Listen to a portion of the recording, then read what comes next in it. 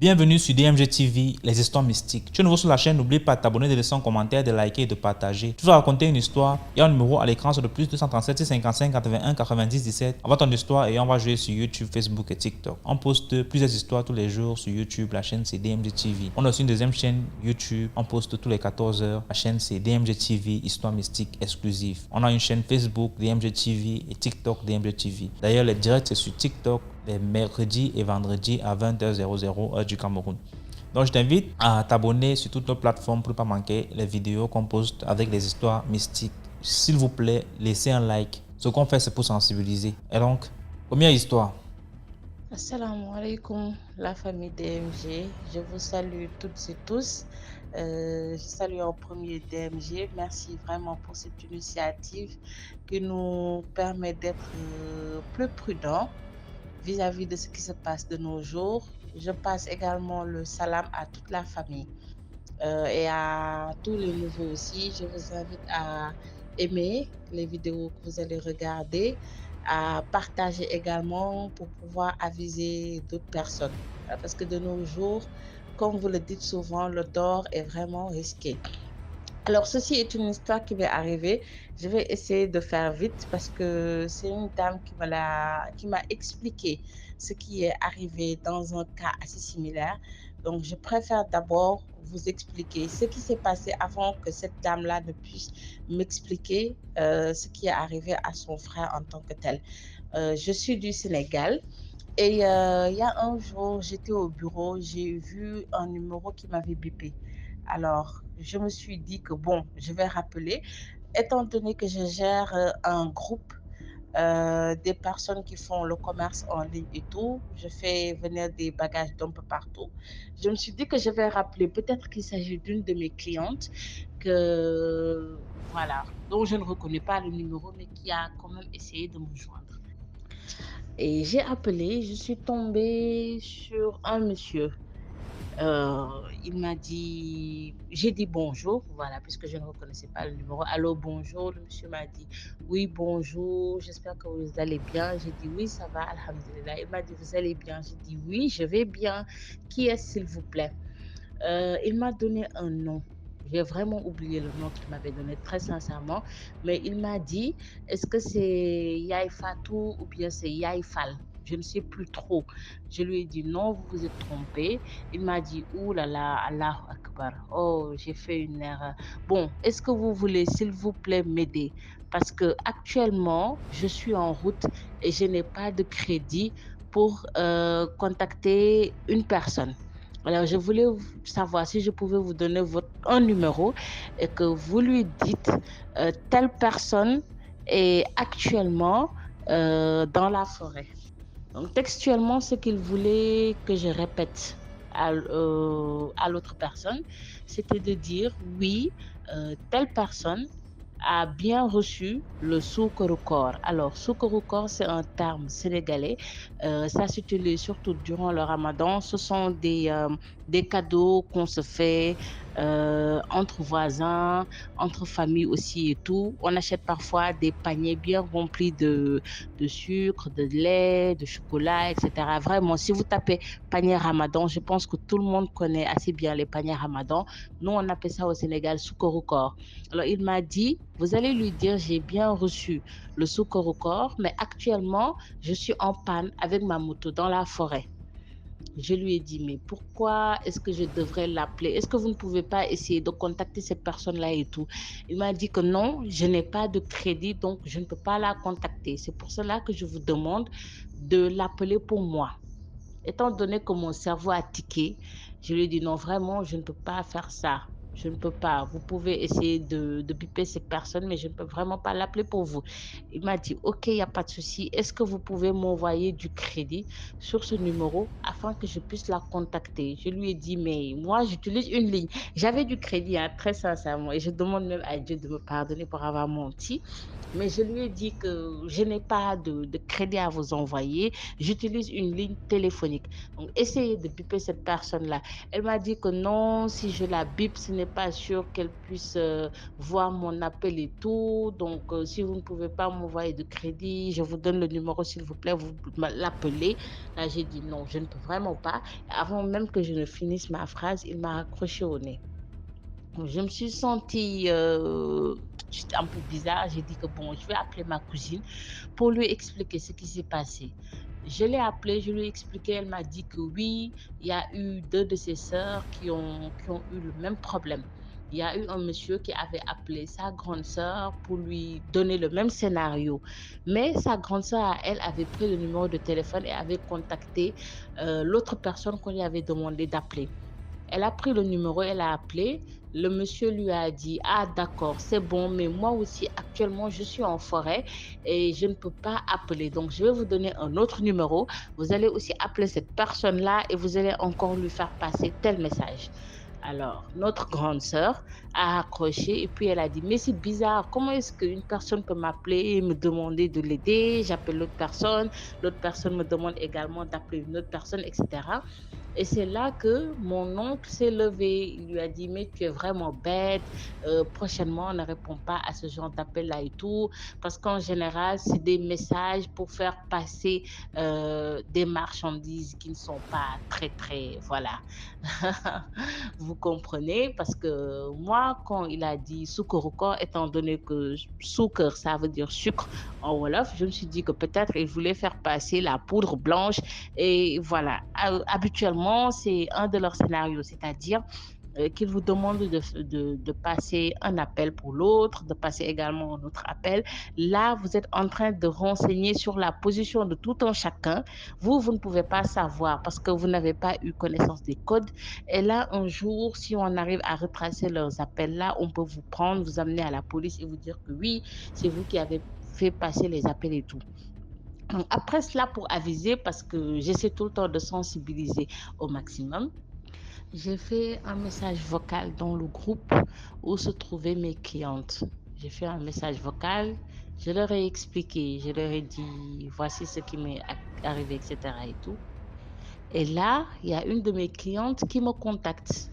Elle me fait environ 3 messages vocaux d'à peu près 6 minutes pour m'expliquer ce qui s'est passé avec son frère. Et c'est là que voilà, la partie mystique commence.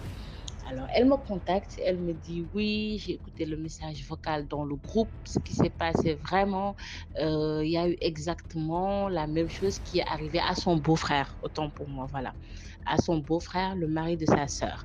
Alors, qu'elle m'explique qu'il y a son beau-frère qui un jour a reçu un appel d'un monsieur qui lui a dit la même chose à peu près que moi parce que la personne qui a appelé lui a dit oui bonjour, je suis actuellement en panne avec ma moto, j'aimerais que vous appeliez telle personne pour pouvoir l'informer de ma position ou alors s'il vous plaît si vous pouvez m'envoyer du crédit afin que je puisse appeler de moi-même. Le monsieur étant quelqu'un de généreux lui a envoyé 2000 francs CFA de crédit. Alors, l'autre personne a rappelé, a remercié et tout.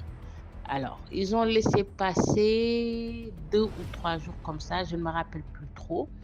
Et il y a un autre monsieur, différent de la personne à qui il avait envoyé du crédit, qui l'appelle, qui lui dit oui, bonjour, j'espère que vous allez bien. Voilà, je pense, il a dit, il y a mon fils qui était en panne, qui vous a appelé, vous lui avez envoyé du crédit. Vraiment, c'est très gentil de votre part. C'est extrêmement rare de nos jours de tomber sur des gens qui sont aussi gentils et tout. Maintenant, j'aimerais que vous me disiez comment vous vous appelez, où est-ce que vous habitez pour que l'on puisse faire connaissance. Alors le monsieur lui a dit oui, je m'appelle tel tel et j'habite dans une ville sainte du Sénégal. Voilà, pour ne pas donner plus de précision. Le monsieur lui a dit vraiment, je vous dis, vous allez savoir que faire le bien vraiment a une grosse récompense et que Inch'Allah, je vais vous inonder de grâce en quelque sorte et vous allez savoir que j'ai été vraiment content de ce que vous avez fait pour nous. Le monsieur, il dit ok.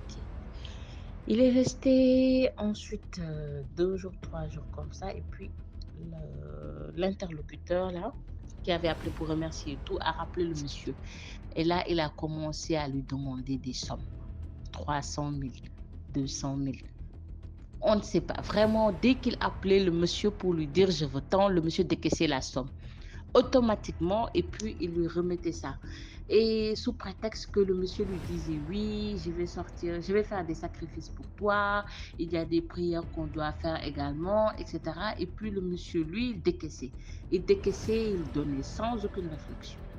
Et ce qui est bizarre, c'est qu'à chaque fois que le monsieur l'appelait pour lui dire allô, je veux un tel montant, automatiquement, il lui remettait ça. Automatiquement. Et il lui avait également remis un tasbir. Un tasbir, c'est les Sénégalais comprendront. On appelle ça weird. Je ne sais pas trop comment on dit ça en français. C'est-à-dire, vous prenez votre chapelet et puis vous dites des mots. Voilà, des mots que vous répétez, vous répétez, vous répétez. Je ne sais pas trop comment on dit ça en français. Il lui a donné un mot ou peut-être une phrase à répéter. Et lorsqu'il devait faire ce tasbir-là, il ne devait être avec personne. Il lui a même finalement demandé d'habiter seul, de ne plus habiter avec quelqu'un parce que ça faisait partie des règles pour mener à bien ce tasbir. Et ce monsieur est allé jusqu'à quitter la maison qu'il partageait avec un colocataire pour aller se trouver une autre maison, habiter là-bas tout seul et faire son tasbir. Et c'est par la suite qu'il a dit que lorsqu'il faisait ce tasbir-là, il se voyait entouré d'argent. Des montagnes et des montagnes et des montagnes d'argent qui étaient autour de lui, mais qu'il n'arrivait pas à toucher. C'est-à-dire, il essaie de toucher comme ça, il n'y arrive pas. Il n'y arrive pas. Mais la pièce où il se trouve est remplie de liasses de billets comme ça, comme ça, comme ça, lorsqu'il faisait cet aspire-là. Et après cela, il a fini par même appeler sa femme. Lorsque le monsieur là l'appelait pour lui dire oui, je veux tel montant, il appelait sa femme pour lui dire oui, j'ai besoin de tel montant, envoie-moi ça et tout. Parce que c'est quelqu'un d'extrêmement friqué aussi, machallah, qui était vraiment très riche, qui était dans le commerce de l'arachide et tout. Et vous voyez, les gros commerçants là, machallah, ils sont bien à l'aise carrément. Et là, il se mettait à demander à sa femme, je veux tant, tous les jours, je veux tant, envoie-moi tant, envoie-moi tant. Et sa femme, un jour, en allant voir sa sœur, a dit, mais je ne le comprends plus, j'ai l'impression qu'il est en train d'être arnaqué parce qu'à chaque fois, il me demande de l'argent. Et lorsque je lui dis, que veux-tu faire de cet argent-là? Il s'énerve, il me dit, ça ne te regarde pas, c'est mon argent que je t'ai remis, juste donne-moi cet argent-là, le reste ne t'en occupe pas et tout. Et la femme, elle remettait. Et là, lorsqu'il demandait, c'était à coup de envoie-moi 100 000, envoie-moi 200 000, envoie-moi 300 000. Tout le temps, tout le temps, tout le temps. Bon, lorsqu'on a un panier rempli de quelque chose, qu'on ne fait que retirer sans pour autant y ajouter autre chose, évidemment, la femme a fini par lui dire, moi, l'argent que tu m'avais remis, vraiment, c'est terminé, je n'ai plus rien sur moi. Alors, il lui a demandé de contacter une de ses cousines. Je pense bien, c'est une cousine du monsieur ou une cousine de sa sœur, je ne sais plus trop vraiment. Cette dame-là, leur cousine était en train de gérer une tontine. Et il a dit à sa femme d'aller demander à cette cousine-là de lui prêter de l'argent. Et là aussi, ça continuait le même scénario, 100 000, 200 000, 300 000, tout le temps, tout le temps, tout le temps. Et lorsqu'il a fini avec l'argent de la tontine de cette dame-là, il s'est mis à appeler ses propres enfants qui étaient à l'extérieur. Même chose aussi, envoie-moi 500 000. Hein. Il commençait à demander des grosses sommes. Envoie-moi 500 000, envoie-moi ça, envoie-moi ça. Vraiment, et quand on lui en parle, le monsieur, il s'énerve. On ne sait pourquoi. Ça ne te regarde pas. Je t'ai juste demandé de l'argent. Donne-moi cet argent-là. Le reste ne t'en occupe pas. Et ce monsieur aussi avait également des maisons qu'il avait mis en location. Et il s'est aussi mis à demander à ses locataires, à la fin du mois, il récupérait tout l'argent et il continuait aussi à remettre, à remettre, à remettre. Et au total, on a pu faire le compte et il avait remis, tenez-vous bien, 8 millions de francs CFA juste à ce monsieur qui l'appelait. et qui lui disait tout le temps, envoie-moi 100 000, envoie-moi 200 000, envoie-moi 300 000, jusqu'à 8 millions au total. Ce qui a pu mettre fin à, à tout ça, c'est que le beau-frère de ma cliente a fini par perdre un de ses frères qui était aussi à l'extérieur. Et comme il lui avait demandé de vivre seul aussi et tout, et finalement, tout ce qu'il faisait, il appelait ce monsieur pour lui dire oui, je dois faire ça, je dois faire ça. Il a appelé le monsieur. Et le monsieur, je vous dis, à chaque fois qu'il lui demandait ces 500 000 là et autres, c'était pour non, non, non, je dois faire des sacrifices pour toi ici, je dois sortir ça pour toi là-bas, etc. Vraiment, il avait, comme on le dit dans le jargon, bu le cerveau du monsieur. Tout ce qu'il lui disait, lui, il croyait. Je ne sais pas, peut-être il avait fait aussi ces choses mystiques là à côté et tout. Voilà. Et lorsque le frère du monsieur là est décédé, il a appelé le soi-disant gars et il lui a dit, il y a mon frère qui est décédé. Là, je dois me déplacer pour retourner en famille parce qu'on doit faire les obsèques et tout. Le monsieur lui a dit, non, tu ne peux pas partir, tu ne dois pas partir, je t'interdis formellement de partir. Si tu pars, tout le travail que l'on a commencé va tomber à l'eau, rien du tout ne va marcher, tu ne dois pas partir, tu ne dois absolument pas quitter cette maison-là du tout, tu dois rester tout seul, tu ne dois t'approcher de personne. Et à force d'insister, d'insister, d'insister, le gars au bout du fil lui a dit, tu vas partir à quelle heure? Il lui a dit, je vais quitter ma maison à 5 heures du matin. Le monsieur lui a dit, si tu quittes ta maison pour te rendre aux funérailles, tu vas mourir sur la route. Il lui a clairement dit, tu vas mourir sur la route, tu n'arriveras pas chez toi. Le monsieur a réfléchi et s'est dit, bon, comme je lui ai dit que je vais partir à 5 heures du matin, je vais trouver une autre heure. Je vais essayer de partir plus tôt. Et alors il s'est dit, bon, comme je lui ai dit 5 heures du matin, je vais partir à 3 heures du matin. C'est mieux. Le monsieur a quitté sa maison à 3 heures du matin pour se rendre en famille, préparer l'arrivée du corps et tout. Et sur la route, ils ont failli faire un accident. Leur voiture a failli faire un tonneau parce qu'ils ont rencontré un chien sur la route. Un chien. Le chauffeur a brusquement freiné. Ils ont même failli faire un tonneau au point où même leur véhicule est tombé en panne. Ils ont pu réparer ça et puis ils se sont mis sur la route. Tranquillement, ils sont arrivés chez eux. Le monsieur est arrivé chez lui, voilà, en prenant le transport et tout. Et il est resté jusqu'à ce qu'il soit un peu tard dans la journée et tout. Il a reçu l'appel de l'autre monsieur, le soi-disant gentil monsieur qui voulait le couvrir de bienfaisance, de grâce et tout. Ce monsieur-là l'a appelé. Il lui a appelé pour lui dire où est-ce que tu es. Il lui a dit oui, j'ai quitté ma maison, je suis là en famille, je suis venue pour les funérailles de mon frère et tout. N'empêche, le monsieur n'a pas arrêté. Il a continué d'appeler pour lui demander de l'argent, 100 000, 200 000, 300 000, 500 000 par-ci, etc. Le monsieur étant fatigué, vraiment fatigué, il n'en pouvait plus. Il a décidé d'aller à la police porter plainte. Il est parti porter plainte. On lui a demandé le numéro du gars qui l'appelait sans cesse. Et les policiers ont pu détecter d'où venait ce numéro-là. Les policiers ont fini par retracer le numéro et lui dire que ce numéro a été localisé dans une contrée très très éloignée, dans une des régions de notre cher pays, le Sénégal. Et ils lui ont dit que nous n'avons pas le droit d'y aller pour l'interpeller ou quoi que ce soit. Ce sont les policiers de cette région-là qui sont habilités à le faire. Et même si on le leur demandait, ils n'y iraient pas. Parce que les personnes qui habitent dans cette zone-là ont des pouvoirs mystiques extraordinaires. Ils sont carrément dans l'occultisme et à 100% à fond dans l'occultisme. Ils ont une magie noire qui fait que si, par exemple, toi, policier, tu te levais pour aller dire que tu vas interpeller telle personne, tu vas mourir. Tu vas mourir, il n'y a aucune autre solution. Il n'y a pas de folie, il n'y a pas de... Tu vas perdre un membre de ta famille, il n'y a rien du tout. Tu vas mourir. Ce qui fait que, voilà, ils lui ont juste dit, Vraiment, monsieur, essayez de voir comment vous allez faire. Mais nous, on ne peut pas y aller. Mais si on devait aussi contacter les policiers qui sont dans cette zone-là aussi, ils vous diraient clairement qu'ils n'y iraient pas. Et ils lui ont dit qu'au final, c'est comme ça qu'ils font. C'est comme ça qu'ils font. Ils arnaquent les gens, ils utilisent leur magie pour se faire. Et voilà. Personne n'a la capacité de les arrêter au vu de l'occultisme qu'ils pratiquent.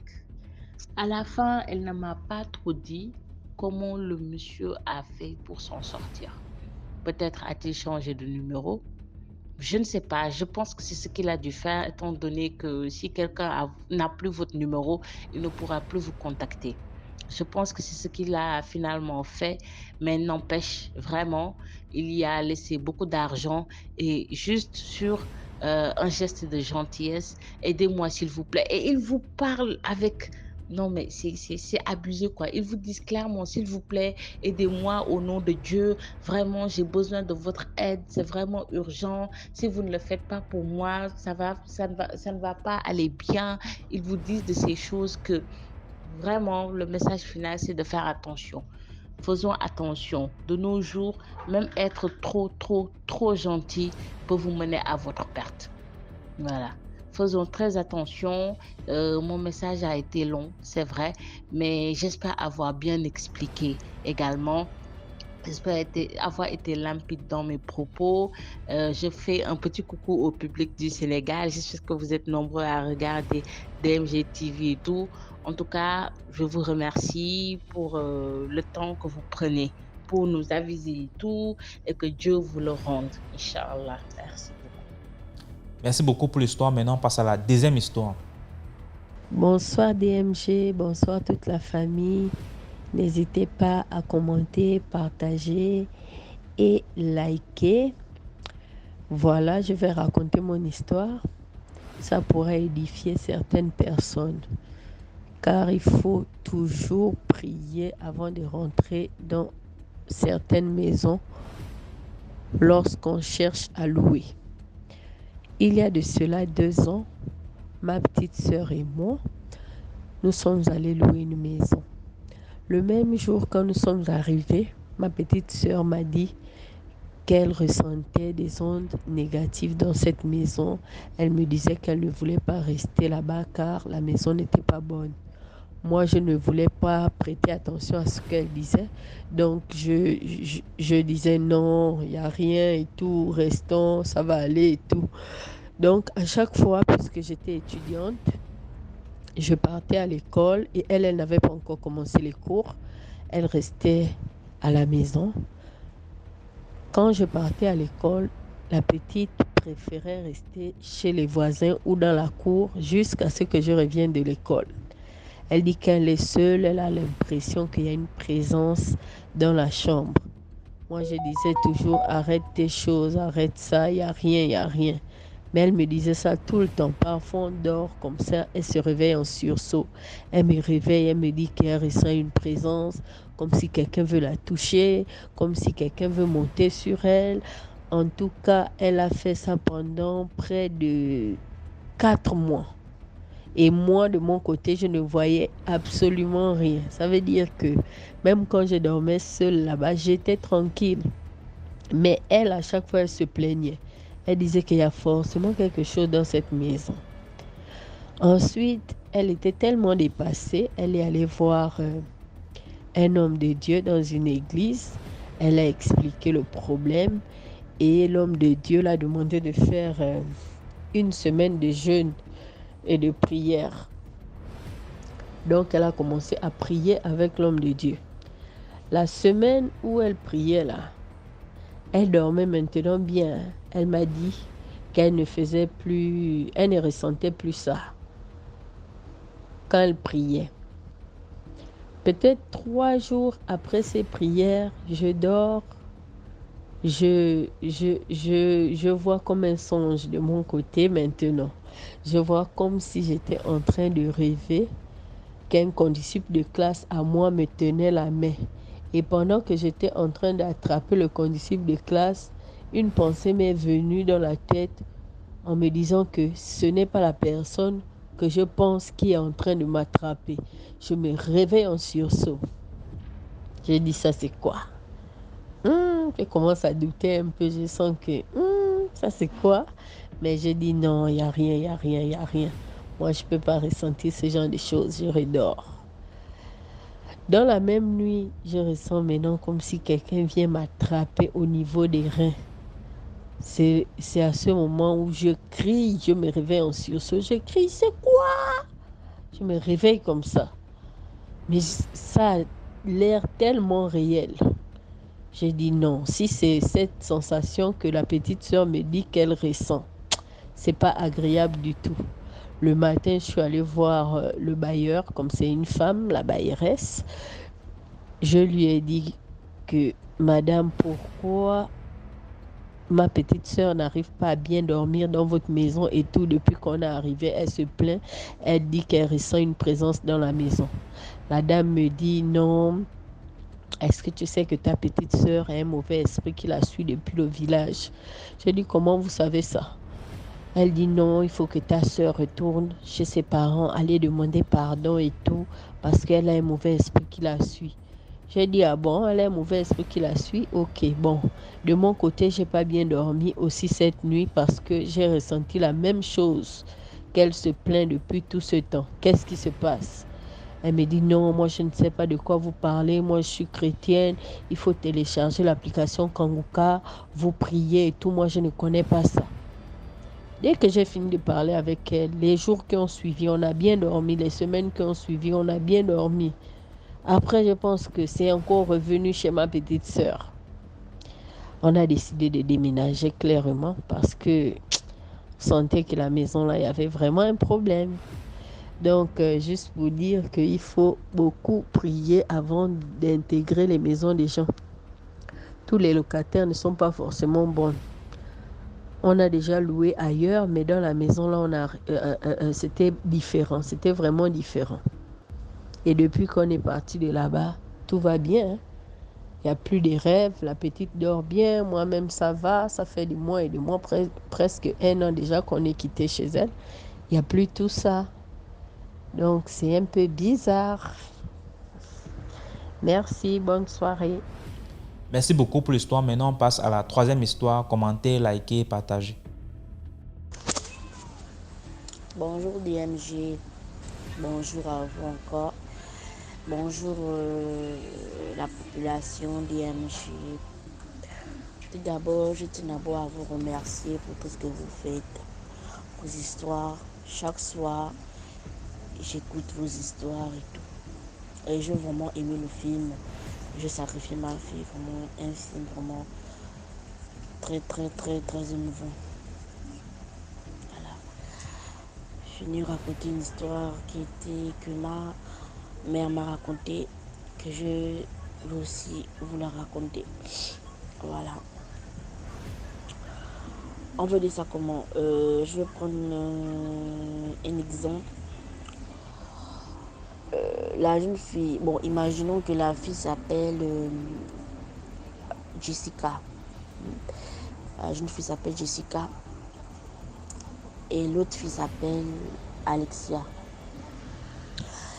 Ce sont deux amies, deux copines. Vous voyez, elles apprennent ensemble, elles ont grandi ensemble et tout. Jessica était de teint marron. Alexia était de teint clair. Mais Alexia était tout le temps jalouse de Jessica. Et tout. Jessica n'avait que de beaux mecs. Les mecs s'occupaient d'elle. Les mecs faisaient tout pour elle en fait. C'est que Jessica ne dépendait plus de l'argent de son papa et l'argent de sa maman. Elle se débrouillait maintenant jusqu'à ce qu'un homme même l'a loué un studio et tout. Jessica est partie rester maintenant de son côté. Alexia jalouse, elle est partie faire part de ça à sa maman que maman, Jessica et moi avons grandi ensemble, mais je ne comprends pas pourquoi Jessica elle brille plus que moi. Et tout. sa maman, la maman d'Alexia dit à Alexia que chacun a son étoile. Chacun a son étoile. Tôt ou tard, pour toi aussi va briller. Sois patiente. N'envie pas l'autre. Reste de ton côté aussi. Comme elle a décidé de rester de son côté, fais de même. Alexia, il n'y a pas de souci. Et tout. Un jour comme ça, Alexia, c'était les vacances, les grandes vacances. C'est comme ça que les parents de la maman d'Alexia sont allés dans le village de son papa passer les grandes vacances là-bas. C'est comme ça qu'en partant passer les grandes vacances là-bas, sur le chemin, la voiture s'est arrêtée au bord, bon je peux dire ça comment, au bord d'une rivière, vous voyez, pour faire les besoins, genre ceux qui ont envie de se soulager, ceux qui ont envie d'acheter quelque chose et tout, vu qu'à côté de la rivière, il y avait un magasin, il y avait une petite ville en fait, un magasin et tout, vous pouvez acheter les pains, les sandwichs, les ailes braisées, le poisson braisé pour le voyage. C'est pour ça qu'Alexia est partie lancer le visage au bord de la rivière là. Elle est partie lancer le visage et tout. C'est pour ça qu'elle a trouvé, elle a vu comme quelque chose qui l'éclairait le visage. Vous voyez. C'est pour ça que la lumière frappait trop. C'est pour ça que lorsqu'elle s'approche du truc qui brillait là, elle a vu un peigne. Le truc qui brillait là ressemblait à un peigne. C'est comme ça qu'elle a pris le peigne, elle a mis dans sa poche, elle a rincé le visage, elle est retournée vers la voiture. Et tout, ils ont continué la route, ils sont partis dans le village de son papa. Arrivé dans le village de son papa, une semaine c'était bien. Mais à chaque fois qu'elle sortait, elle avait maintenant les bons gars aussi. Les gars qui la traquaient, les gars qui ont des voitures, les gars friqués quoi, les gars qui la donnent l'argent. Elle ne demande même pas, le gars s'arrête, les gars la donnent l'argent, les restaurants, les grands restaurants et tout et tout. Vu que le village pour arriver en ville, le village de son papa, je peux dire que c'est peut-être 10 km comme ça, je peux dire 10 km pour arriver en ville, vu que le village de son père, il y a juste les maisons et le groupe. Le groupe, c'est le groupe lacrymogène là, c'est comme le courant, parce que là-bas, il n'y avait pas de courant. Mais elle partait passer les vacances là-bas. Donc pour faire les achats, le marché et tout, c'est en ville. Mais par arriver en ville là-bas, c'est peut-être 10 km comme ça là. Voilà. C'est comme ça que tout. Un soir comme ça, elle fait un songe où elle voit un homme. Un homme qui a parlé que je n'ai pas de problème avec toi. Je veux juste que tu viennes rendre le pain que tu as pris ou tu as trouvé. Je n'ai pas de souci avec toi. Je ne veux pas te faire de mal. Un homme, hein. Je veux juste que tu viennes rendre le pain que tu as mis dans ta poche là, où tu as trouvé. Elle s'est réveillée. Elle a dit, c'est juste un rêve. Il y a quoi? Elle a pris le pain. Elle a caché ça dans un coffre sous le lit. Mais à chaque fois qu'elle sortait, elle mettait sur le pain dans son sac. Et puis et tout. Pam, pam, pam, pam, pam, pam, pam. Les jours passent. Elle ferait que le même rêve. Le même gars qui je ne veux pas les soucis avec toi. Je veux juste que tu viennes rendre le pain où tu as trouvé. Et tout. Elle s'est quoi réveillée. Elle n'a toujours pas dit à sa maman et à son père que elle a ramassé un pain au bord de la rivière lorsqu'il s'était arrêté en route. Comme ça, un jour, elle tombe malade. Ça m'a dit, Alexa, c'est comment? Elle s'est dit que je ne connais pas maman, je me sens pas bien et tout. Elle a commencé à vomir. La mère pensait même qu'elle était enceinte. Elle a commencé à vomir. Elle a commencé à vomir. Mais les vomis qu'elle vomit, c'était des vomis bizarres en fait. Des vomis noirs et tout cela. Elle a commencé à vomir. Alors la mère dit que tu es enceinte. Alexa dit que enceinte comment que je suis venue ici. Si j'étais enceinte et les vomis d'une femme enceinte, c'est pas noir. C'est jaune, bien jaune, le jaune clair ou le jaune d'œuf. Je ne peux pas vomir les vomis noirs, ce qui est un problème. En 2 jours, Alexia a maigri. Alexia a maigri. Elle l'a emmenée à l'hôpital en ville là-bas.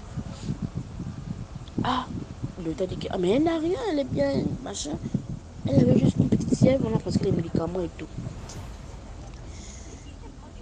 Une semaine passe. Elle refait le même. Là, c'était plus le rêve.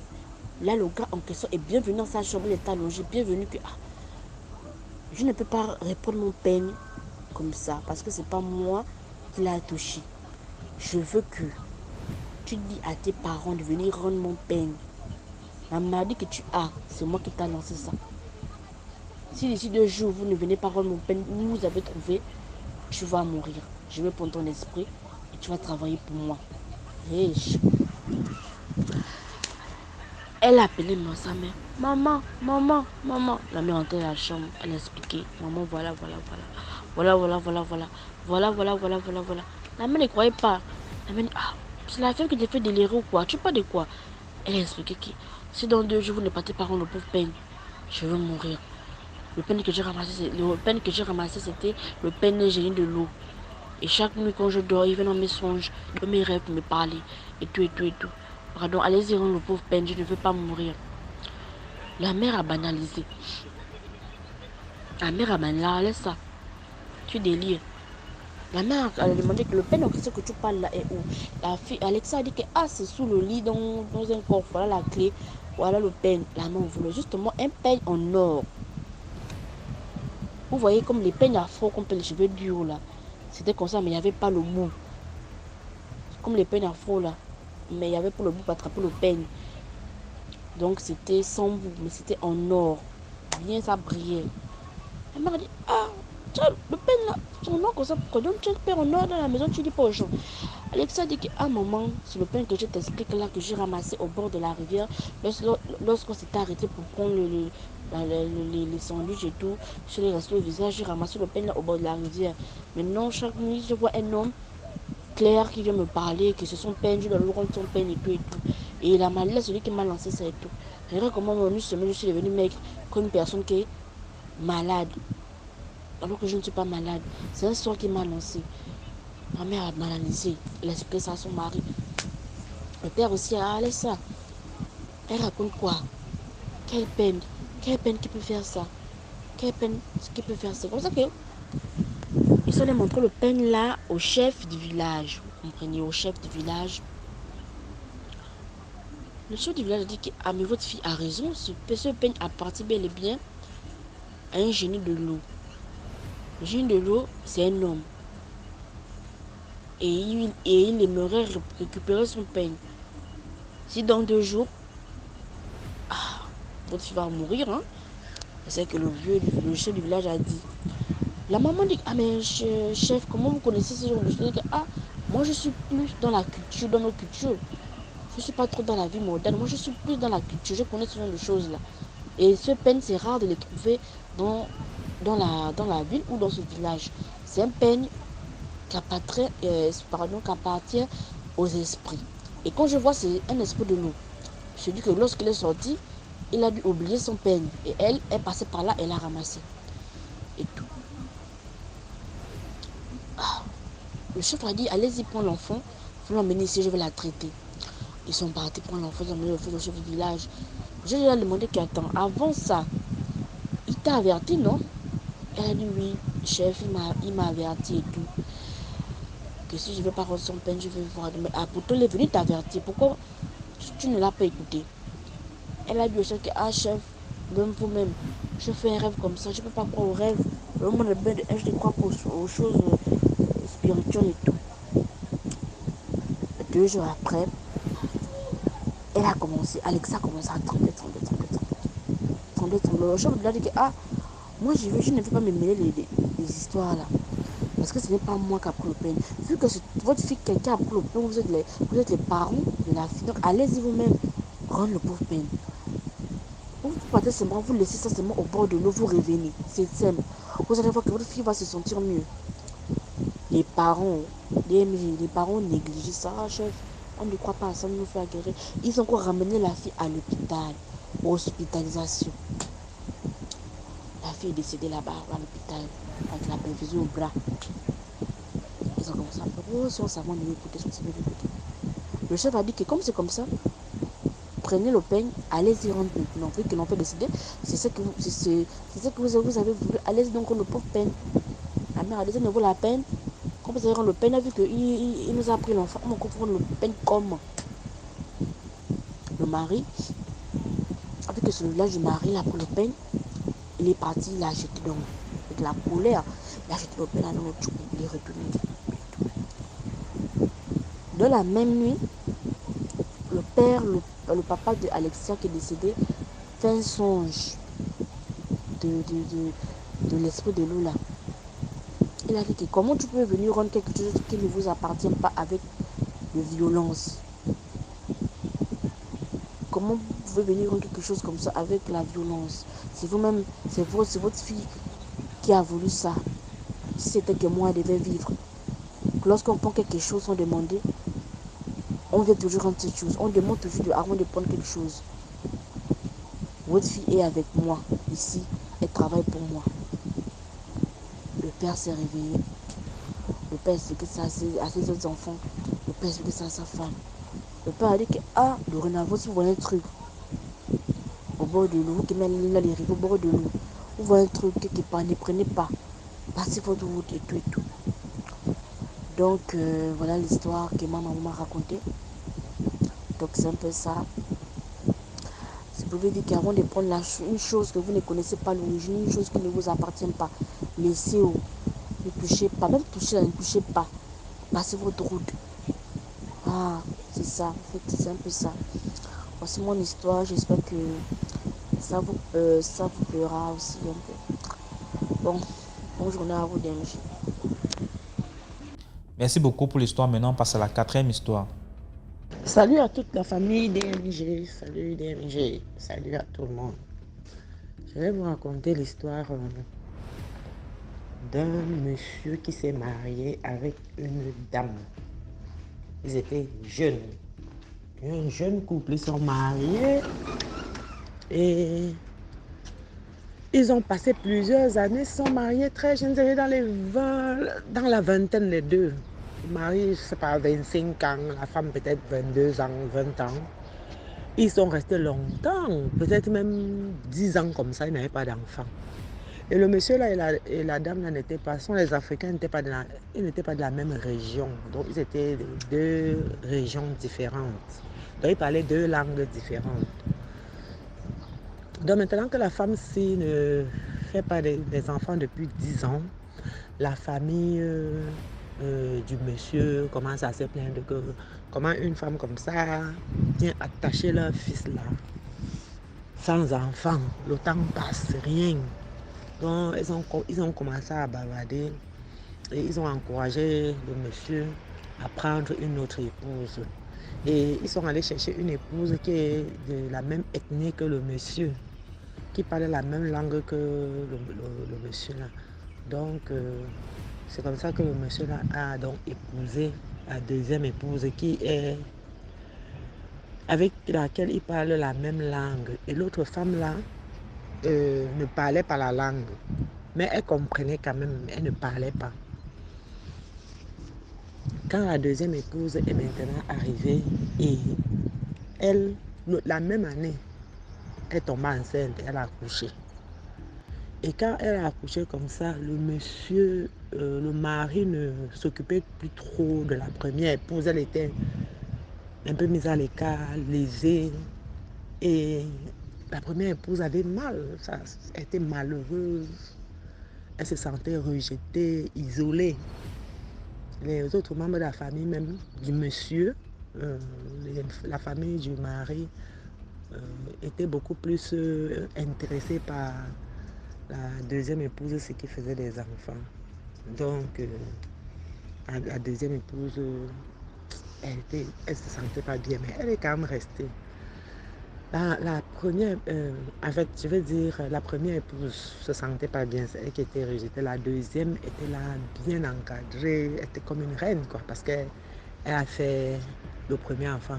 Après, c'est comme ça que la deuxième épouse a continué à faire des enfants. Elle a fait beaucoup d'enfants, mais elle a fait le premier enfant, le deuxième enfant. Elle a continué plus, beaucoup d'enfants elle a fait plus de 5. Elle a fait plus de 5 enfants. Donc, au moment où elle a fait, la deuxième épouse a fait le premier enfant qui pouvait avoir 2 ans. Elle a fait encore un autre enfant qui pouvait avoir déjà 1 an. Donc, ça faisait environ peut-être 3 ans ou 4 ans qu'elle était mariée. Et elle était déjà à 2 enfants. Donc, il arrive maintenant que le mari paie de l'argent, une somme importante d'argent. Il commence à chercher son argent, il cherche, il dit qu'il ne trouve pas, il demande à la nouvelle femme. La nouvelle femme était comme la reine. La nouvelle femme dit au mari que est-ce que je peux prendre? Non, ce n'est pas moi, c'est sûr que c'est la première femme, c'est ma coépouse. Donc dès qu'elle dit ça, le mari aussi, c'est-à-dire que c'est comme si c'est la parole d'évangile. Donc ce que la deuxième femme dit là, c'est vraiment vrai. Il s'acharne sur la première épouse et il dit à la première épouse que bon, l'argent si c'est toi qui as pris ça. Et la deuxième épouse et le mari s'acharnent sur la femme. C'est toi qui as pris l'argent là, c'était une somme importante. La femme l'a dit que ce n'est pas elle. La première épouse dit que ce n'est pas elle. Elle dit, ce n'est pas moi, je n'ai pas pris. Est-ce que vous m'avez donc vu faire quelque chose avec le mari? Il dit que l'argent l'a été beaucoup. Comme c'était un commerçant, il dit que l'argent l'a été beaucoup. Il faut me remettre mon argent. Ils ont accusé la première épouse. Et la première femme a commencé à l'insulter. Tu es jalouse. Tu es jalouse de notre couple. Comme moi, je fais les enfants. Toi, tu ne fais pas les enfants depuis que tu es ici. Vous voyez. Donc, une parenthèse que je vais dire. Quand deux femmes qui ont des problèmes, si l'une n'a pas enfanté, ne jamais lui dire que tu n'as pas fait d'enfant. N'insultez jamais quelqu'un avec quelque chose qui est vraiment... Que si vous dites cette insulte-là, ça va la toucher très, très mal. Même la nature, si, va se tourner contre vous. Ils ont tellement insulté la femme, l'accusée. La femme était dépassée. La première épouse était dépassée. Elle a dit au mari que j'ai déjà trop supporté depuis que ma coépouse est arrivée dans cette maison, c'est le calvaire a commencé. J'ai déjà trop supporté. Moi, je vais partir. Dès qu'elle dit qu'elle va partir, oh, il faut même partir. Tu attendais même quoi depuis? C'est la coépouse qui dit ça. Et le mari lui dit que oui, il faut même partir. Hein? Ton rôle ici, c'est quoi? Tu ne peux pas me faire d'enfant et tout. La femme a donc emballé ses choses. Elle a emballé ses choses. Elle a dit que je vais partir. La femme a pleuré. Elle a pleuré, elle a emballé ses choses. Elle dit avant de partir, je vais vous dire quelque chose. Elle se tient comme ça au seuil de la porte. Elle met ses bagages dehors. La porte principale est l'entrée. Elle met ses bagages dehors. Hors de l'entrée là, non. Elle revient, elle se place à la porte. Le gens que s'est fait un palais dehors. Elle dit, comme vous avez décidé que vous m'avez accusé, vous avez dit que c'est moi qui ai volé l'argent, vous ne m'avez pas vu. Moi, je ne suis pas une voleuse. Dans ma vie, je n'ai jamais volé. Depuis que je suis avec mon mari, si, même comme il t'a épousé, là, avant que toi, là, ma coépouse, tu n'arrives, je n'avais jamais volé même un rond, même un franc dans cette maison. Maintenant, vous m'accusez d'avoir volé. Non seulement ça, vous m'insultez, que je sais à quoi, je n'ai pas d'enfant et tout. Toutes les injures que vous m'avez infligées. Avant de partir, je vais vous dire quelque chose.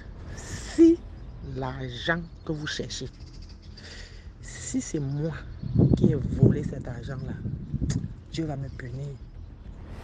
Mais si ce n'est pas moi, vous allez voir. Quand elle a dit ça, elle est sortie. Elle a seulement ramassé les choses, elle est partie.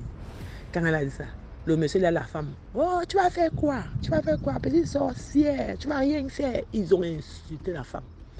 La femme est partie. Les années sont passées. Donc la deuxième épouse a continué avec son mari. Il n'a même plus épousé une autre femme, il est resté avec celle-là. Elle a continué à faire beaucoup d'enfants, plus de 5 enfants. Il y avait les garçons, les filles. Donc quand la épouse partait, quand elle avait dit les mots là, il n'y avait que 2 enfants qui étaient nés, les 2 premiers garçons étaient nés. Les autres enfants sont nés, les enfants sont brillantissimes. Les 2 garçons sont très très brillants à l'école. Très très brillants. Le premier passe au bac. il a la bourse pour Mbeng, il part à Mbeng. Deuxième passe au bac, il a la bourse, il va à Mbeng. Ils arrivent à Mbeng, comme ils sont tellement brillants, ils font les études là-bas, ils décrochent les grands diplômes et ils se mettent à travailler. Le premier garçon se met à travailler, le deuxième garçon se met à travailler. Donc, ce qui fait que c'était la fierté des parents, la fierté du père et de la mère. Et dit que tu vois comment la vie de la famille avait changé. Même les autres frères qui étaient restés au pays là, la vie était bien. Ce n'est pas même Mbeng de maintenant, là, c'est Mbeng de l'époque là, que vraiment les gars se sucraient vraiment à Mbeng. Les gens n'allaient même pas encore beaucoup à Mbeng comme maintenant là. C'était à l'époque là. Donc c'est comme ça alors que les gars ont commencé à travailler. Le premier a commencé à travailler, le deuxième a commencé à travailler. La famille était vraiment très épanouie. Ils avaient les projets d'avenir, comment ils vont faire voyager leurs autres frères et tout. Et après, voilà, un jour comme ça, on appelle seulement le père. On dit que le premier garçon là est mort. Celui qui était en Mbeng là, il est mort. On ne sait pas s'il avait, je ne sais pas s'il avait été malade, mais on a seulement appris qu'il est mort. Ou il était malade, ou qu'est-ce qui s'est passé. Bref, il est mort. On ramène le corps au pays. On enterre. Le papa là est tellement dépassé avec sa femme. Tu vois quand un père perd un enfant comme ça, qui est son espoir, c'est-à-dire que sa fierté, sa raison de vivre, l'enfant part comme ça. Ça ne dure même pas 2 ans. L'autre qui est resté meurt aussi. Celui qui est aussi en Bengla meurt. C'est-à-dire que la douleur, la famille était tellement... Vous pouvez imaginer la douleur qu'une famille peut ressentir. Que les 2 bras droits, les 2 bras forts tombent comme ça. À moins de 3 ans, en l'espace de 3 ans comme ça, 2 bras forts tombent. Donc ce qui fait que ils ont tellement eu mal au cœur. On a enterré l'enfant là. Quand ils sont arrivés, quand on a amené le corps du deuxième enfant au Cameroun, quand on a enterré ça, et le père là a décidé qu'il ne va pas laisser, qu'il faut qu'il sache ce qui tue ses enfants comme ça là. Comment les enfants sont embêtés. Et là-bas, il meurt toujours les morts que scientifiquement on ne comprend même pas ce qui s'est passé. Donc ils partent chercher. Quand ils partent chercher, ils tombent alors sur une personne même qui dit la vérité. La personne leur dit que, le voyant leur dit que vous avez accusé quelqu'un d'avoir volé. Vous savez quelque chose qui s'est passé. Ça fait environ 30 ans. 25-30 ans. Ça fait très longtemps. Vous avez accusé quelqu'un d'avoir volé. Ils disent que non, ils n'ont pas accusé. Le voyant dit que réfléchissez, cherchez, vous avez accusé. Moi, je vois que vous avez accusé quelqu'un d'avoir volé. Vous avez accusé faussement quelqu'un. Ils ont refusé. Le type a dit que tant que vous n'avouez pas, vous allez partir réfléchir. Vous allez venir me dire. Le mari et la femme là, ils ne se rappelaient plus de ça. Ils sont rentrés. Ils ont réfléchi pendant plusieurs jours. Un temps, la femme qui dit que oh, tu te rappelles. Elle dit à son mari, tu rappelles ta première épouse là. On l'avait accusé d'avoir volé. Il rentre maintenant chez le voyant là. Le type là a dit que je vous ai dit, vous avez accusé quelqu'un d'avoir volé. Et quand elle est partie, vous l'avez accusé, vous l'avez beaucoup insulté, vous avez fait très très mal au cœur à cette femme-là. Quand elle est partie, c'est sur vos 2 enfants là qu'elle a travaillé avant de partir. Parce que vous l'avez tellement insulté. Elle a travaillé sur vos enfants avant de partir. Surtout quand vous l'avez accusé d'avoir volé. Donc elle a fait un truc qu'elle a jeté sur vos enfants.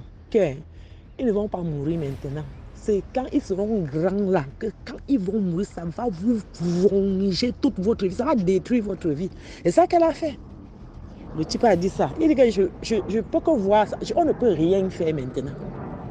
On ne peut rien faire. Puisqu'elle a seulement fait ça sur les 2 enfants là. À l'époque là, vous n'avez que 2 enfants. Les autres enfants n'étaient pas encore nés. C'est alors comme ça qu'ils sont rentrés. Le père là a tellement eu mal au cœur. Tellement mal au cœur. Il n'a pas pu supporter lui aussi les morts. La mort de ses enfants là, ça lui a tellement fait mal au cœur qu'il est mort. Donc la mère a quand même supporté. La mère est restée, la famille est restée là comme ça. En fait, les autres enfants avaient aussi grandi, ils se débrouillaient, mais vraiment, ils étaient vraiment dans une très grande peine. Donc, voilà donc la fin de l'histoire. Comme je dis toujours, chacun va tirer les leçons. Parce que, bon, accuser quelqu'un, insulter une femme qui n'a pas accouché, insulter quelqu'un qui est handicapé, peut-être les 2 jambes sont brisées, tu dis qu'avec tes 2 jambes cassées, ou bien avec toi, une femme comme ça, bah avant de pourrir, tu ne peux pas faire d'enfant, ou bien femme stérile, des choses comme ça. Quelqu'un a quelque chose en lui qui est grave comme ça, qu'il supporte, c'est-à-dire que c'est déjà un enfer pour lui de supporter ça. Vous venez encore ajouter ses souffrances. Il faut éviter. Ça, c'est ce que moi je pense. Il faut éviter de faire ce genre de choses ou accuser quelqu'un si vous n'êtes pas sûr, n'accusez pas les gens. Voilà à peu près comment ça s'est passé. Et voilà, j'espère que ça va vous édifier. Et vraiment merci de m'avoir écouté et bien de choses à vous bailler. Merci beaucoup pour l'histoire. Maintenant, on passe à la 5e histoire. Likez, s'il vous plaît. Bonsoir DMG et bonsoir à toute la communauté de DMG, tous les auditeurs, les personnes qui font des commentaires sur YouTube particulièrement parce que moi je ne participe pas souvent au live. J'espère que vous allez tous bien. Je tenais déjà d'avance à m'excuser. Si vous constatez que je raconte l'histoire un peu trop vite, c'est parce que je suis bègue de nature, donc j'ai tendance à parler un peu plus vite que certaines personnes. Donc je vais essayer du mieux que je peux de parler le plus lentement possible afin de pouvoir me faire comprendre. Donc l'histoire que je vais raconter, c'est l'histoire de ma cousine. Je ne sais pas quel titre il faut donner à cette histoire, si ce n'est une vie gâchée depuis la naissance. Aujourd'hui, ma cousine, je vais l'appeler Emma, elle vit une vie qui ne ressemble pas du tout à celle que ses parents avaient envisagée. Voilà, Emma est dans la débauche, l'alcool, etc. Tout ce que vous pouvez imaginer. Il y a quelques jours, j'étais en train de m'entretenir avec sa maman, que je vais appeler Tata Lydie. Tata Lydie et moi, on était assises, on parlait, on discutait de tout et de rien et tout. Et c'est comme ça qu'elle balance le sujet d'Emma sur la table. Je me suis dit, ah ok. Après, elle m'a dit, tu sais, Emma est comme ça, c'est pas parce qu'elle a voulu. C'est pour une raison, c'est pour une cause. Et il faut vraiment se méfier des personnes qui nous entourent. Le mal ne vient jamais de loin. Je suis restée là, j'ai dit que, qu'est-ce que ça peut encore vouloir dire? C'est comme ça qu'elle va commencer à me raconter son histoire, l'histoire d'Emma et l'histoire de Tata Lydie. Il y a quelques années, je crois qu'Emma doit avoir 25 ans aujourd'hui. Quelques années plus tard, donc 25 ans en arrière, Tata Lydie a donné naissance à Emma, une jolie petite fille. Et quelques jours après qu'elle a accouché, sa grande sœur, même père, même mère, l'appelle pour lui dire, oh Lydie et tout, tu peux passer chez moi pour l'accouchement. Après ton accouchement, je vais te faire le show, je vais m'occuper de toi, de l'enfant et tout et tout. Lydie, elle ne va pas dire non parce que c'est sa grande sœur, étant donné que les parents étaient déjà décédés, mes grands-parents étaient décédés, le père et la mère. Donc c'est elle qui faisait office de paternité et de maternité. C'était elle vraiment qui représentait le pilier de la famille. Donc elle n'a pas dit non à la proposition. Qui est-elle pour refuser que sa grande sœur lui fasse le show, de l'accueil, s'occupe d'elle et de la petite, etc. Déjà que c'était son premier enfant. Donc c'est comme ça que Tata Lydie va pour le séjour chez sa grande sœur. Donc je ne préfère pas donner de prénom, je ne préfère même pas lui donner une identité. Donc elle part chez sa grande sœur et tout. Elle passe le séjour là-bas, bien qu'étant déjà avec quelqu'un. Donc elle a fait, je crois, 3 mois chez la grande sœur, le temps de faire le show, etc. Après elle est repartie avec Emma. Emma, c'était un enfant qui était très intelligente. Très, très intelligente. C'est ma petite soeur de beaucoup d'années. Donc, je l'ai vue grandir. Je l'ai vue un enfant très éveillé. Un enfant, voilà. Quand elle rentrait à la maison, elle faisait ses devoirs elle-même. Elle prend son cahier, elle fait ses devoirs. Elle montre à sa maman. Et quand ma tante voulait faire les devoirs avec elle, elle disait toujours, non, maman, je vais faire seule et tout. Donc, elle faisait ses devoirs et elle montrait à maman, à sa tante les devoirs. Et elle était toujours première ou deuxième de sa classe, bien qu'elle était encore petite. C'est comme ça que ma tante va me dire qu'à partir de 5 ans, elle se rend compte que quelque chose ne va pas chez Emma. Emma est comme attirée par les hommes. Elle est comme attirée par le sexe opposé. Donc quand elle voit les garçons, j'ai l'impression qu'Emma est en train de s'agiter. Et elle ne comprenait pas ce qui se passait. À l'époque, elle était vraiment, voyez les jeunes mères là, elle n'était ni en Christ, ni initiée, tout ce genre de choses. En fait, la naïveté totale. Au fur et à mesure que Emma grandit, elle se rend compte que vraiment son attirance pour les garçons devient de plus en plus grand et l'école, ce n'est plus ça. Ce n'est vraiment plus ça. Emma ne s'intéresse pas à l'école. Ce qui l'intéresse, c'est maintenant les garçons. Ce qui l'intéresse, c'est maintenant les hommes. Ce qui fait que Emma a connu les hommes très tôt, vraiment très tôt. Je ne sais pas si c'est entre 9 et 11 ans. Elle a connu les hommes très tôt. Elle avait déjà des rapports sexuels avec des hommes. Et plus tard, elle avait des rapports sexuels avec des hommes plus âgés. Elle faisait n'importe quoi. Elle avait de très mauvaises fréquentations. Elle fumait la drogue. Elle prenait de l'alcool. Et puis, elle faisait même des avortements. Si je me souviens bien. Parce que je me rappelle, à une année, sa maman avait dit elle avait avorté. Je ne sais pas si c'était la première fois ou la deuxième ou la troisième. Je ne sais pas trop. Mais en tout cas, la vie d'Emma, après 5 ans, ça a été du cafouillage. Et ça m'a se poser des questions, mais qu'est-ce qui n'a pas marché dans l'éducation de cet enfant? Se remettre en cause. Est-ce que c'est de ma faute si elle est devenue comme ça? Est-ce que? Et quelques années plus tard, sa mère a donné sa vie à Christ. Et, et alors qu'elle est en train de demander à Dieu ce qui ne va pas avec son enfant, parce que vous savez, une mère qui aime vraiment son enfant, d'autant plus que c'est son aîné, elle se pose des questions parce que quelquefois ton espoir repose sur ton premier enfant. Tu te dis que non, c'est ma première fille. Il y a d'autres enfants qui viennent après elle, donc elle doit montrer l'exemple et tout, etc. C'est mon premier fruit, c'est le premier fruit de mes entrailles. Il y a toujours cet amour particulier vis-à-vis des enfants aînés. C'est comme ça qu'un jour, je crois qu'elle va faire une période, elle va avoir un temps de jeûne, un truc dans ce sens. Elle demande à Dieu, mais qu'est-ce qui ne va pas avec Emma? Pourquoi Emma est comme ça? Pleurer dans la présence de Dieu. Que pourquoi ma fille est comme ça? Qu'est-ce qui n'a pas marché? Est-ce que j'ai fait quelque chose de mal? Est-ce que? C'est comme ça que le Seigneur va révéler à Tata que, ta fille n'est pas comme ça parce que tu ne l'as pas bien éduquée, ou etc. Non, elle est comme ça à cause de ta grande sœur. Donc, elle va voir dans une vision. Le Seigneur va lui accorder la grâce d'avoir une vision. Elle voit dans une vision comment sa fille, qui était bébé les premiers jours de sa naissance, donc sa grande sœur mettait la salive dans la bouche de la petite quand elle la nourrissait. Elle prenait sa salive, elle mettait. Elle prenait sa salive, elle mettait. Donc, tout le temps que Tata Lydie a fait chez sa grande sœur, elle prenait la salive, elle mettait. Elle prenait la salive, elle mettait dans la bouche de l'enfant. Et le Seigneur va lui dire qu'elle voulait donner le vampire à l'enfant. Donc, elle voulait que Emma soit totalement gaspillée. Donc, ils ont essayé des prières, ils ont fait des prières, etc. et tout. Ça avait tendance à aller bien. Ils ont fait des prières, mais c'était pas vraiment comme Tata Lydie voulait. C'est comme ça qu'un matin, tellement elle en avait marre, elle a pris l'enfant, elle l'a mené sur la route dans un certain territoire gabonais, dont je vais taire le nom. Donc, elle l'a mené dans un village chez un monsieur qui soignait traditionnellement. Donc, dès qu'ils sont arrivés, je ne sais pas si le monsieur a fait manger à ma tante le bois amère parce que je sais qu'elle s'était fait initier. Je ne me rappelle plus si c'était avant ou après. Après qu'elle ait donné sa vie à Christ. Je ne sais vraiment plus, je ne me rappelle plus. Je pense que ça devait être avant. Donc, elle s'était fait initier. Et puis, quand elle est partie chez le monsieur lui a fait voir clairement tout ce qui s'était passé avec la petite. Donc, ce n'était qu'une confirmation de ce que le Seigneur avait déjà révélé, de ce que Dieu l'avait révélé. Donc, je crois qu'elle était déjà chrétienne, mais ce n'était pas vraiment ça.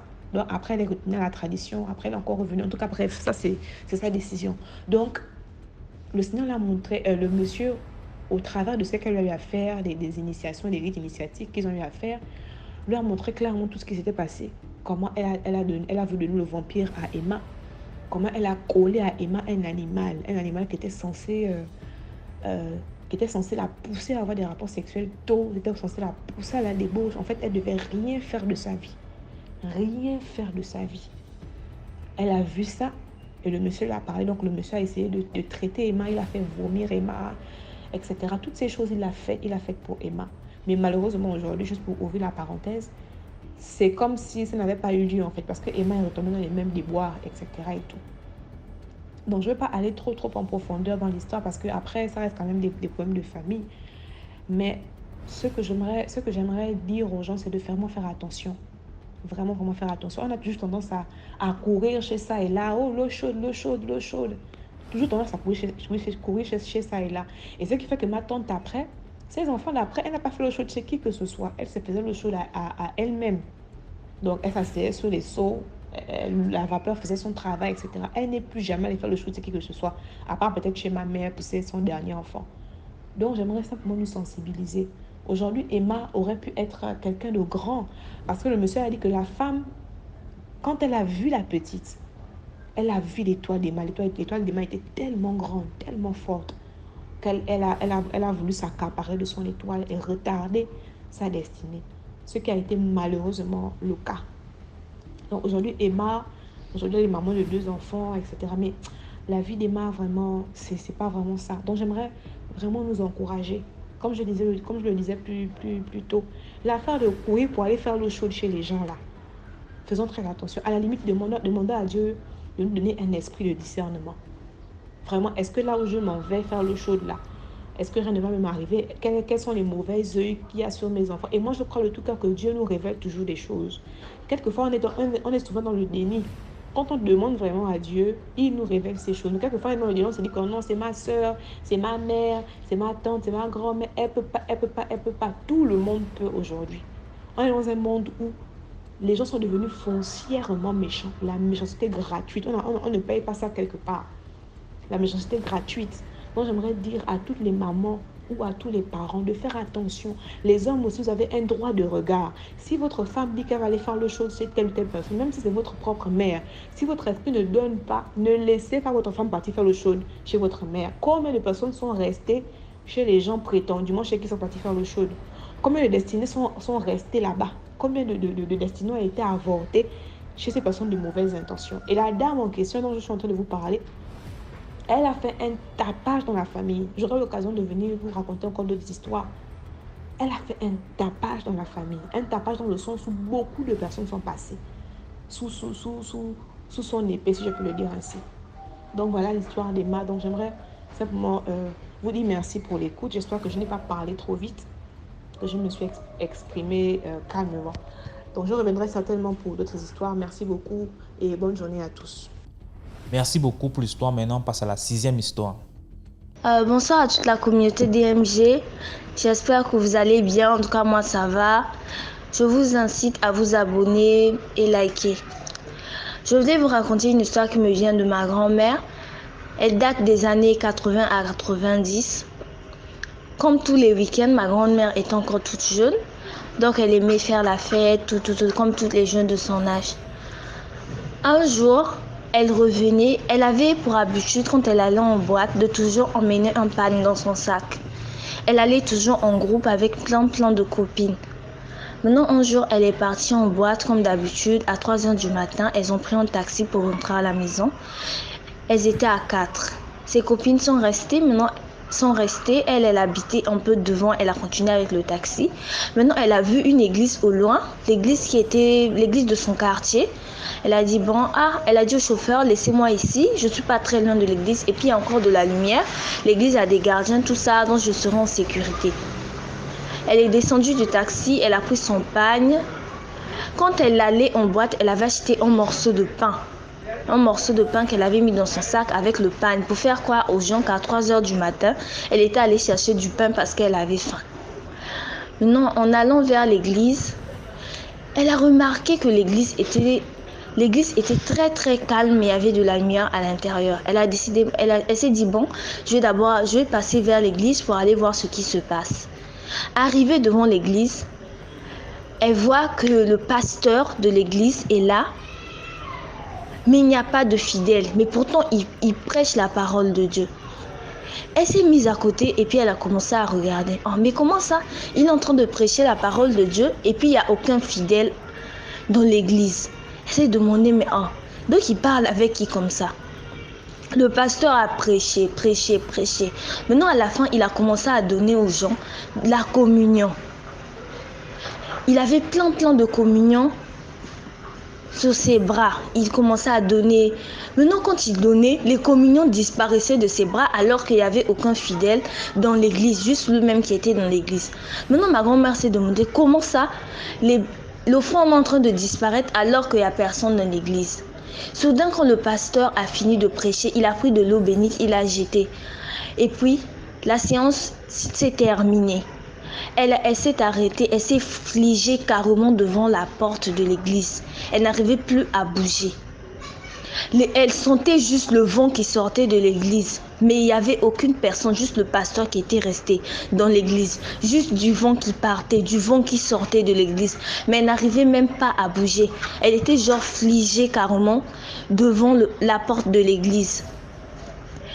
Maintenant, le pasteur a avancé, il n'avait pas vu ma grand-mère, il a avancé, il est venu pour refermer la porte de l'église. Comme ses fidèles invisibles étaient déjà sortis, il est venu pour refermer la porte de l'église. Dès qu'il voulait refermer la deuxième porte, ma grand-mère est sortie. Je ne sais pas si c'était une paralysie. Elle est sortie de sa paralysie et puis elle s'est mise à courir de toutes ses forces. Elle s'est mise à courir vers chez elle. Dès qu'elle est arrivée chez elle, ma grand-mère n'a pas dormi toute la nuit. Elle a eu une grande fièvre. Elle est tombée malade au moins une semaine. Elle était malade pendant une semaine. Elle est allée à l'hôpital, elle a fait tous les examens. Il n'y avait aucune maladie. Elle a raconté aux gens l'histoire. Ils sont repartis à l'église. Comme ma grand-mère était une habituée de l'église, ils sont allés voir le pasteur. Et maintenant, elle a expliqué au pasteur que moi, j'étais là la fois passée, vers les 3 heures du matin, j'ai vu ce que vous faites. Le pasteur a dit, moi, je vois que c'est un de mes fidèles invisibles qui t'a maudit. Il voulait te voler ton âme parce que c'est interdit aux gens vivants de voir ce genre de culte. Ma grand-mère elle s'est dit, comment une église peut avoir ce genre de choses à l'intérieur? Ma grand-mère, le pasteur l'a dit, il faut qu'on te fasse une délivrance. Ma grand-mère, bien sûr, elle a décidé de ne pas faire de la délivrance dans cette église parce qu'elle trouvait que l'église était bizarre, était satanique. Elle est partie dans une autre église et puis on l'a exorcisée là-bas. Jusqu'à présent, ma grand-mère va bien, en tout cas, tout va bien. Donc, merci. Voilà, c'est tout pour aujourd'hui. J'espère que vous avez aimé la vidéo d'aujourd'hui. Commentez, likez, partagez. Si Tom Schnezois a raconté, envoie ton histoire numéro à l'écran. On se prend demain pour une autre vidéo. Ciao.